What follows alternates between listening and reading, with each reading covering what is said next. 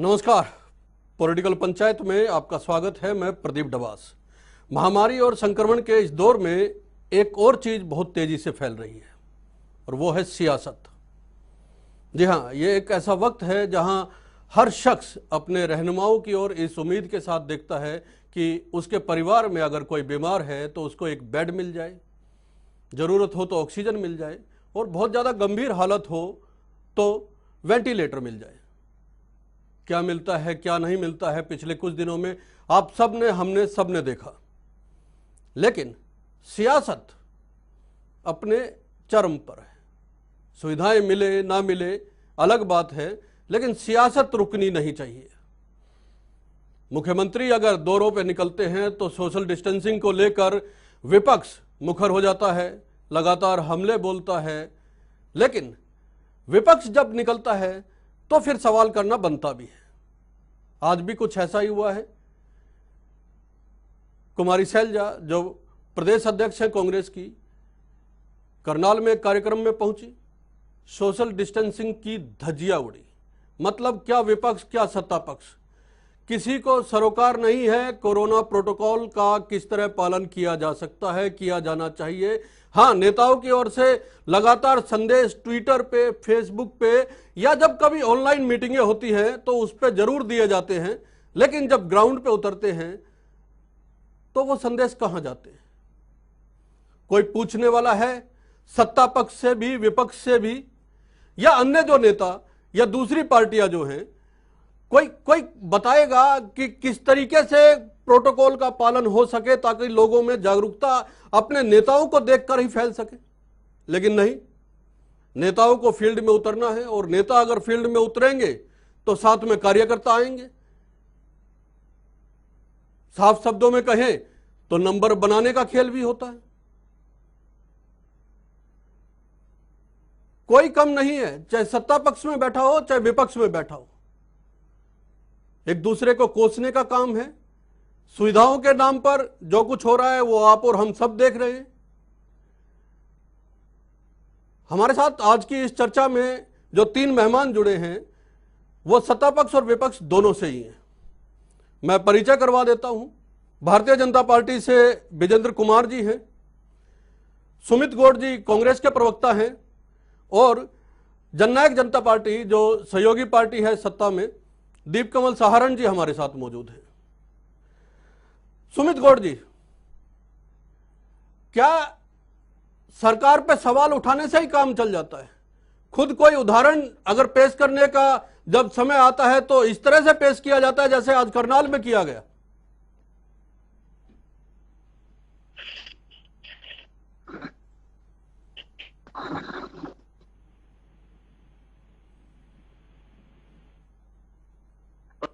आवाज मिल रही है सुमित जी? सुमित जी से जुड़ते हैं। आवाज मिल रही है सुमित जी? ठीक है, आते हैं सुमित जी आपके पास। मैं विजेंद्र कुमार जी के पास चलता हूं।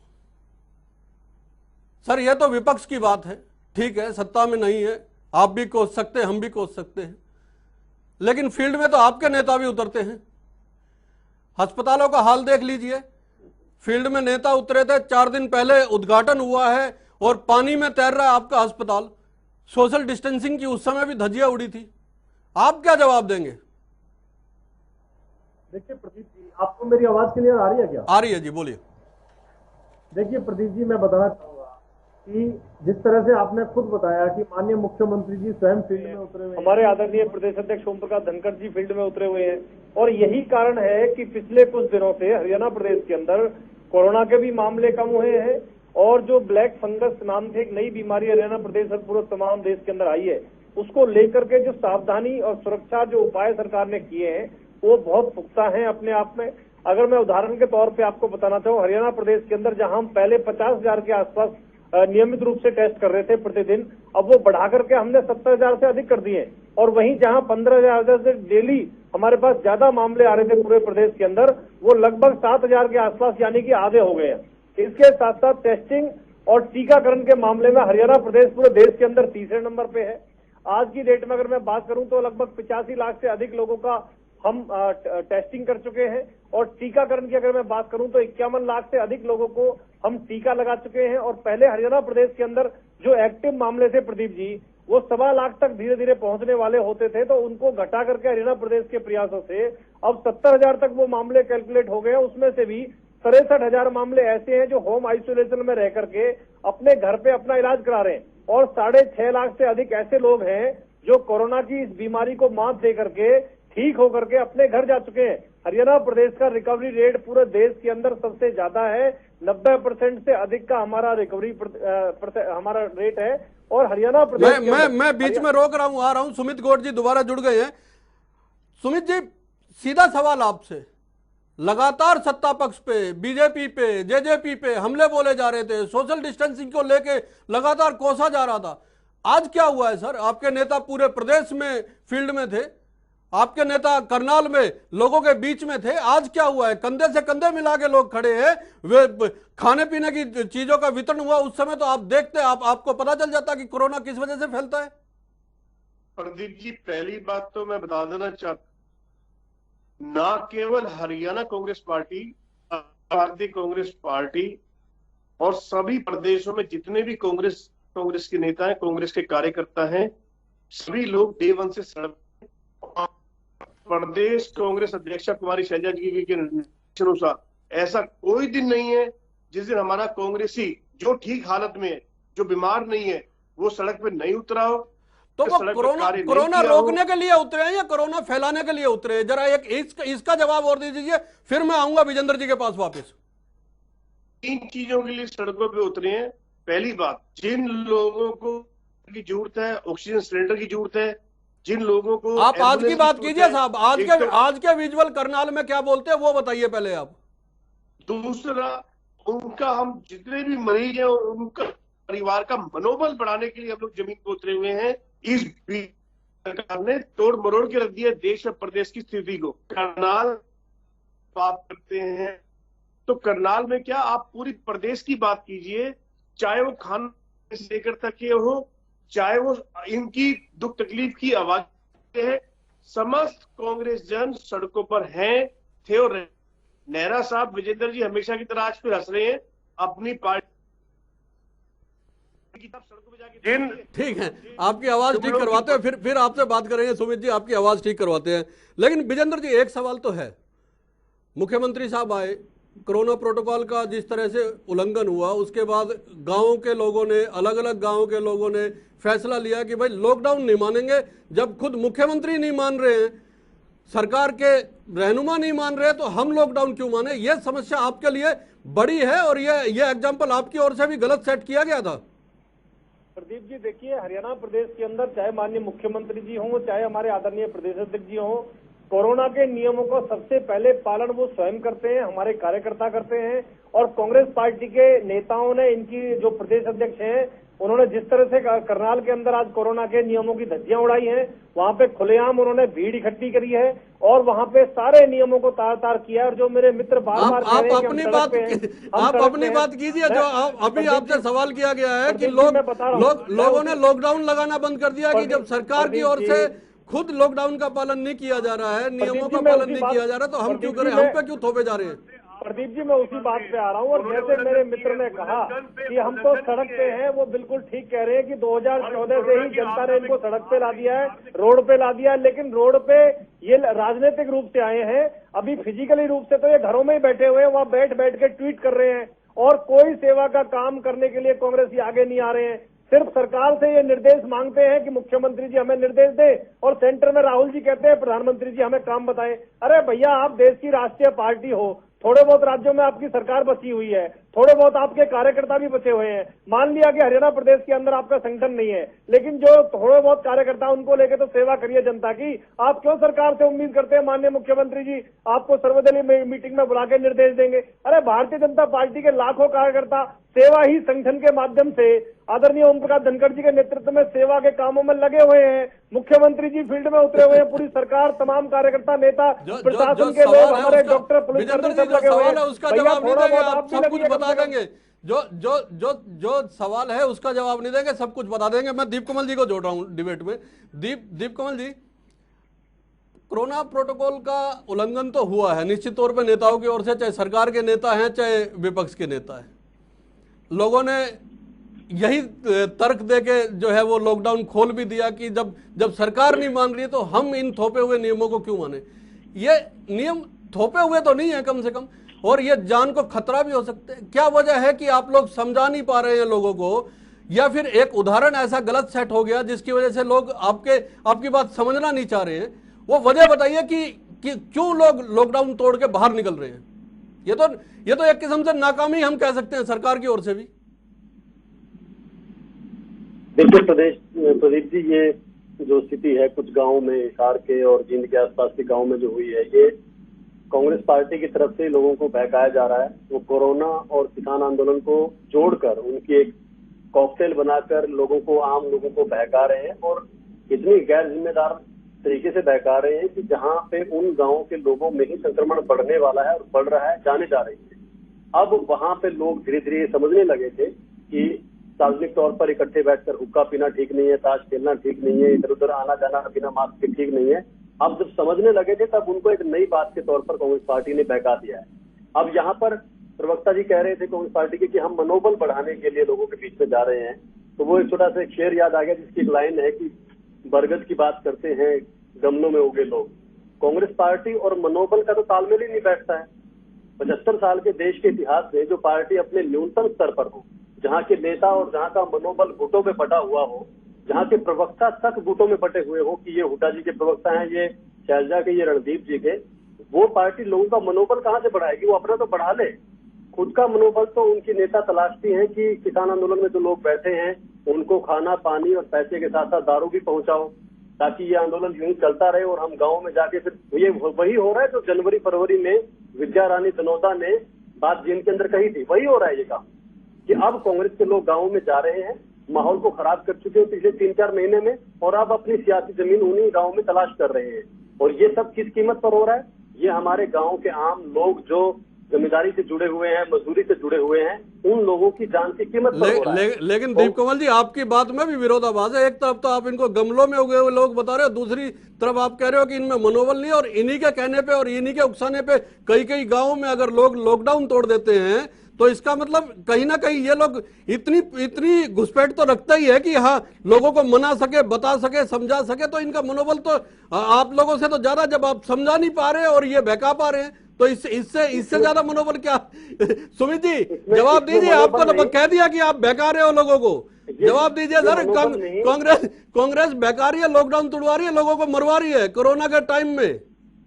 प्रदीप जी, ये मनोबल नहीं, ये क्षणिक धूर्तता है कांग्रेस पार्टी के और उनके नेताओं की, जो उनको लगता है कि देखिए आम लोगों को एक बार बहका लेना कोई इतना बड़ा वो नहीं है कि ऐसा असंभव काम है, लेकिन ये धूर्तता है इसके अंदर। मैं चाहूंगा अगर सुमित जी का ऑडियो नहीं मिल पा रहा है तो उनको फोन लाइन पे जोड़ा जाए। अपने अंदर मानवता जगाओ।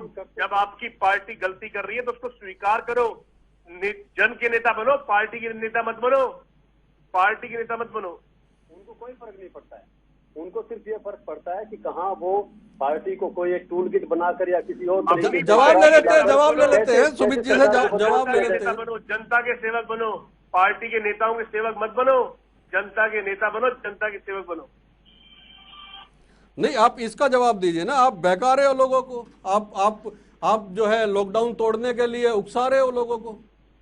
ये तो जान के साथ खिलवाड़ वाली बात है ना। आज भी आपके नेताओं ने इसी तरह का उदाहरण पेश किया है। ऐसा बिल्कुल नहीं है, ऐसा कदापि नहीं है सर। ये तो सरासर आपके साथ बैठ के कह रहे हैं ये बात। प्रदीप जी, जवाब दीजिए ना। करी गई थी वहां, लेकिन अचानक भीड़ आ गई, लेकिन उसको भी कंट्रोल किया गया, पूरी तरह से ध्यान रखा गया था। करनाल की जो आप बात कर रहे हैं वो मैं मानता हूं, लेकिन वो आप तो करनाल की बात क्या कर रहे हो? आप तो कह रहे हो आपके नेता डे वन से फील्ड में। हमारे नेताओं के पास सिक्योरिटी नहीं है, इनके तो सीएम के पास सिक्योरिटी है, तब ये रूल ब्रेक कर रहे हैं। आप ये बताइए, माननीय मुख्यमंत्री मनोहर लाल खट्टर जी खुद रूल ब्रेक करते घूम रहे हैं, जिनके पास पर्याप्त मात्रा में उससे ज्यादा सिक्योरिटी है, सब चीज है। तो कमाल है, आज पहली बार कांग्रेस के अगर करनाल में भीड़ इकट्ठी हो गई तो ये कांग्रेस के प्रति प्यार है, लोगों का उत्साह है, हम सेवा कर रहे हैं लोगों की, हम इनकी तरह दीप कमल जी, उत्साह है, प्यार है, लेकिन एक सवाल आपसे ये है कि कांग्रेस के नेताओं के प्रति तो उत्साह प्यार है, उत्साह प्यार तो आपके नेताओं के प्रति भी है। अगर आपके नेता अपील करें, लोगों को कहे कि कोरोना प्रोटोकॉल का पालन करें, घरों में रहे, लॉकडाउन ना तोड़े, उसके क्या वजह है कि आपकी ओर से इस तरह के बयान आने चाहिए? हमारे नेता, हर नेता लोगों के घर घर जाके अपील कर रहे हैं, हम मास्क बांट रहे हैं, सैनिटाइजर कारा करवा रहे हैं। ऐसा बिल्कुल नहीं है। आप बहुत बढ़िया है, ये आम लोग भी कर रहे हैं, आपका तो काम बनता ही है, ये तो बहुत बढ़िया बात है। आप यहाँ फरीदाबाद के बीके अस्पताल में आइए, यहाँ लंगर सेवा, पानी सेवा सब कांग्रेस ही कर रहे हैं। एक भी बीजेपी का, एक भी जेजेपी का नेता आप तक बीके में झांका नहीं है। ये विजेंद्र जी बैठे हैं, इनसे बोलो, कसम खा के बोलते हैं आपकी डिबेट में। विजेंद्र जी से तो पूछ लेते हैं। हाँ जी, दीप कमल जी, आप जवाब दीजिए। देखिए, ये कांग्रेस पार्टी, मैंने जैसे कहा था, कहीं तो ये नेताओं में बटी हुई है, कहीं क्षेत्रों में भी बटी हुई है। अब मैं तो मानता था कि आपके बेटे में प्रदेश प्रवक्ता आते होंगे, अब वो फरीदाबाद के दायरे को सब कुछ मानते हैं, फरीदाबाद की बात कर रहे हैं, तो ये उससे भी आगे की स्तर की बात है कि ये तो जिलों में भी बटी हुई है कांग्रेस पार्टी। तो देखिए, आप तो देखिए, दूसरी बात देखिए, मैं एक बात कहूंगा, विजेंद्र जी, आपकी पार्टी बड़ी पार्टी है सत्ता में, एक कोरोना प्रोटोकॉल का पालन नहीं हो रहा, एक बात। दूसरी बात, अब तक ये माना जा रहा था कि चीजें काबू में आ जाएंगी, लोग बचा लिए जाएंगे, दिक्कतें नहीं होंगी, लेकिन स्थिति अगर ग्राउंड लेवल पे जाके देखें, ग्राउंड जीरो पे जाके देखें, तो स्थिति उतनी सुधरी नहीं है जितना बयान दिया जा रहा है। मैं आपको बताऊं, भिवानी के सिविल अस्पताल में एक भी वेंटिलेटर जो आए हैं वो काम नहीं कर रहे हैं सर। आपके गांवों में जो टीमें उतरी हुई हैं उनमें थर्मल स्कैनर तक नहीं है उनके पास, लोगों के पास दवाइयां नहीं है, आप कैसे बचाएंगे? दूसरी तरफ आप लोगों को यह समझाने में नाकाम हो चुके हो कि लॉकडाउन मत तोड़ो, ये आपके लिए जानलेवा हो सकता है, जान का खतरा हो सकता है, आप ये समझाने में नाकाम रहे हैं। आप कैसे अपने आप को प्रस्तुत कर रहे हैं? क्या पार्टी की छवि बन रही है, सरकार की छवि बन रही है? देखिए प्रदीप जी, मैंने जैसे आपको बताया, ये हरियाणा सरकार, भारतीय जनता पार्टी और जेजेपी का मिलके जो ज्वाइंट एक प्रयास है, इसी की बदौलत है। मैं आपको तथ्य और आंकड़ों के साथ में बता रहा हूं कि हरियाणा प्रदेश के अंदर जो मामले 1.25 लाख तक पहुंच गए थे, वो घट के 70,000 तक रह गए हैं। उसमें से भी 63,000 आइसोलेशन के अंदर है। जो मामले डेली 15,000 से ज्यादा आ रहे थे, आज वो 7,000 से भी नीचे रह गए। रिकवरी रेट हमारा बढ़ा है। तो हरियाणा प्रदेश के अंदर स्थिति कंट्रोल में आई है।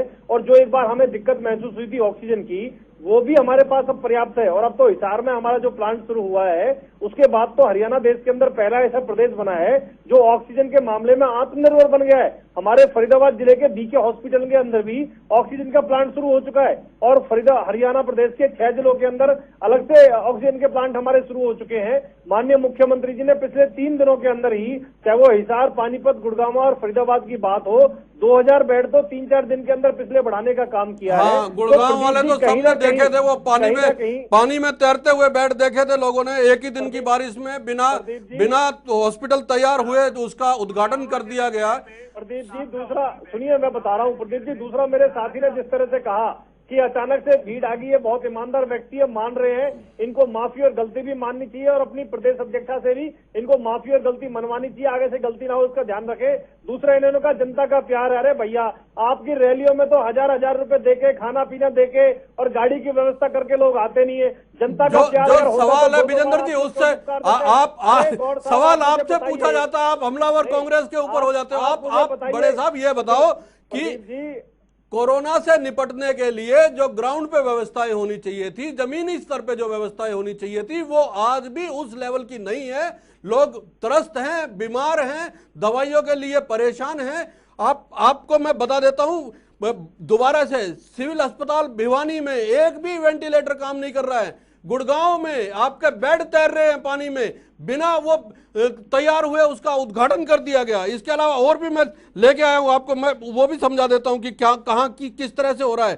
टेस्ट नहीं हो रहे हैं लोगों के। सर आप बताइए कैसे निपटोगे? ऊपर से ब्लैक फंगस और आ गया है आपकी जान को। मैंने प्रदीप जी आपको सारी व्यवस्था अभी बताई है। जहां तक आपने ब्लैक फंगस की बात की है, ब्लैक फंगस के लिए भी हरियाणा प्रदेश है। ब्लैक फंगस के जो हमारे हरियाणा प्रदेश के अंदर अभी 268 मामले हमारे हॉस्पिटलों में हैं। कोरोना वैक्सीन के साथ साथ जो ब्लैक फंगस के इंजेक्शन है, उसके लिए भी हरियाणा सरकार ने 1 करोड़ तक की दवाइयां विदेश से मंगाने का निर्णय लिया है। ब्लैक फंगस के लिए हरियाणा सरकार ने 12,000 इंजेक्शन की केंद्र सरकार से मांग की है। 600 जो डेंटल सर्जन है उनको विशेष रूप से हरियाणा सरकार ने उनकी ट्रेनिंग करी है, जो इसकी स्क्रीनिंग करेंगे, इसके इलाज की व्यवस्था करेंगे। इसके साथ साथ सभी मेडिकल कॉलेजों में 20-20 बेड की एक रिजर्व व्यवस्था ब्लैक फंगस को लेकर सरकार ने की है। और जो हरियाणा सरकार ने सबसे पहले ब्लैक फंगस को महामारी घोषित किया है, हरियाणा सरकार ने इसके अलावा कोरोना को लेकर घर घर ऑक्सीजन पहुंचाने का विषय हो, चाहे पशुओं के डॉक्टर भी लोगों का इलाज करेंगे क्या कोरोना काल में? क्या कहा आपने? पशुओं के डॉक्टर भी इलाज करेंगे लोगों का कोरोना काल में? डॉक्टर किसने कहा है? मैं है? आपको डेंटल सर्जन बता रहा हूं जिनकी सरकार ने विशेष मैं आपको पशुओं के डॉक्टर की बात कर रहा हूँ। हिसार से समाचार आया है, पशुओं के डॉक्टरों को भी लगाया गया है, आइसोलेशन वार्ड जो गांव में बनाए गए हैं वहां से। देखिए, इलाज करने के लिए नहीं होगा, आइसोलेशन वार्ड के अंदर अगर व्यवस्था की दृष्टि से किसी को लगाया गया वो उसमें कोई मैं गलत बात नहीं मानता, लेकिन अच्छा। जहां तक इलाज की बात है उसके लिए तो प्रदीप जी पर्याप्त जो डॉक्टरों की संख्या है हमारे पास, चाहे डॉक्टर की संख्या है, चाहे हमारे पास दवाइयों हॉस्पिटल की संख्या है, हमारे पास हर चीज हर व्यवस्था। लो जी सुमित जी, सब कुछ बहुत बढ़िया है, फिर आप किस लिए हल्ला मचा रखा आपने? बताइए कि कुछ भी ठीक नहीं है, कुछ भी ठीक नहीं है। आप क्यों सरकार को अपना काम नहीं करने देते? आप बीच में अड़ंगा क्यों डाल रहे हो? मेरे साथी कांग्रेसी प्रवक्ता इनको जानत है इनके ऊपर। मेरा छोटा भाई है, बड़ा भाई है, जो भी है, ये फरीदाबाद से आते हैं, इनसे ये पूछिए फरीदाबाद में कितने मरीजों को इन्होंने एडमिट करा दिया हॉस्पिटल में? कहाँ ऑक्सीजन? हॉस्पिटल का ये हाल है कि एडमिशन तब मिलता है जब आप ऑक्सीजन सिलेंडर साथ लेके आते हो, बेड लेके आते हो, वेंटिलेटर नहीं है। इन्हें धिक्का, इनको विजेंद्र जी आज आपको एक बात और कह रहा हूं, आप कांग्रेस बीजेपी साइड में कर दीजिए, पार्टी के भगत नहीं बनो, नेताओं के भगत मत बनो, जनता के नेता बनो, जनता के नेता। जनता देख रही है आपको, जनता की बद्दुआ ले बैठेगी आपकी पार्टी को और आपकी बातों को लेके। मैंने तो आज ही अपने गांव से लेकर तमाम गांवों में दीपकमल जी, बात बद्दुआओं तक पहुंच चुकी है। अभी आपको फोटो भेज देता हूं सैनिटाइजर की। दीप जी कुछ कहना चाह रहे पार्टी जो है, माफ करना, ये बीजेपी कांग्रेस छोड़ दो, इस समय जनता की सोचो, जनता के नेता बनो। अगर आपने लाइफ में कुछ पुण्य कमाना है तो अपनी पार्टी जो इतनी बड़ा ब्लंडर कर दिया आपकी केंद्र की बीजेपी दीपकमल से लेते, उस ब्लंडर को छुपाओ मत, उस ब्लंडर को सुमित स्वीकार जी, करो। दीपकमल कुछ कहना चाह रहे हैं, बोलिए दीप जी। देखिए प्रदीप जी, मैं ये कहना चाह रहा था कि ये कोई नहीं कह रहा है, ना मैं कह रहा, ना विजेंद्र जी कह रहे कि हमारे पास परफेक्ट हालात हैं और हम एक एक मरीज को जैसी सुविधा चाहिए, जैसा इलाज चाहिए वैसा हम दे पा रहे हैं। वैसा देश में कहीं नहीं हो रहा, दुनिया में कहीं नहीं हो पा रहा है, क्योंकि ये पेंडेमिक ही अचानक इतना बड़ा आया है। इसके लिए कोई भी देश, कोई भी सरकार उस तरीके से तैयार नहीं थी। अगर वैसी तैयारी अभी हम कभी कर पाते तो हमारे देश के संसाधन उतने होने चाहिए थे। लेकिन फर्क ये है, जो बीच में कांग्रेस के लोगों की को बात सोचनी चाहिए कि हमारा पड़ोसी राज्य है पंजाब, हरियाणा से ज्यादा समृद्ध कहते हैं उसको, कि वहां पे तो सबसे पहले देश का नंबर राज्य। वहां पर जो कोरोना के केस हैं प्रदीप जी, अब तक जो आए हैं वो हरियाणा से 30% कम है। हरियाणा एनसीआर में होने की वजह से वहां पे ज्यादा केसेज है, लेकिन पंजाब में जो डेथ है वो हरियाणा से 2 गुनी है। ये वहां की सरकार का जो फेल्योर है ये इसमें दिखता है। मैं हरियाणा के लोगों की खुशकिस्मती मानता हूं कि कांग्रेस जैसी भ्रष्ट पार्टी की सरकार, नकारा पार्टी की सरकार यहाँ नहीं है, नहीं तो जो 5-6 हजार लोग यहाँ मरे हैं उससे 2 गुने मर रहे होते, क्योंकि कांग्रेस पार्टी। बिल्कुल दीपकमल जी, डाटे भी प्रस्तुत किए गए, आंकड़े भी बताए गए, एक दूसरे पे दोष भी दिया गया, लेकिन अभी तक किसी ने यह नहीं कहा कि नेताओं की ओर से जो प्रोटोकॉल, कोरोना प्रोटोकॉल का उल्लंघन किया जाता है उसका भविष्य में भी ध्यान रखा जाएगा और कोशिश करेंगे कि कम से कम नेताओं के द्वारा तो कम से कम कोरोना ना फैले, लोगों को महामारी ना देखनी पड़े या उनके घर में कोई बीमार ना हो। बहुत बहुत धन्यवाद आप सभी का। पॉलिटिकल पंचायत में आज के लिए इतना ही, मुझे दीजिए इजाजत, नमस्कार।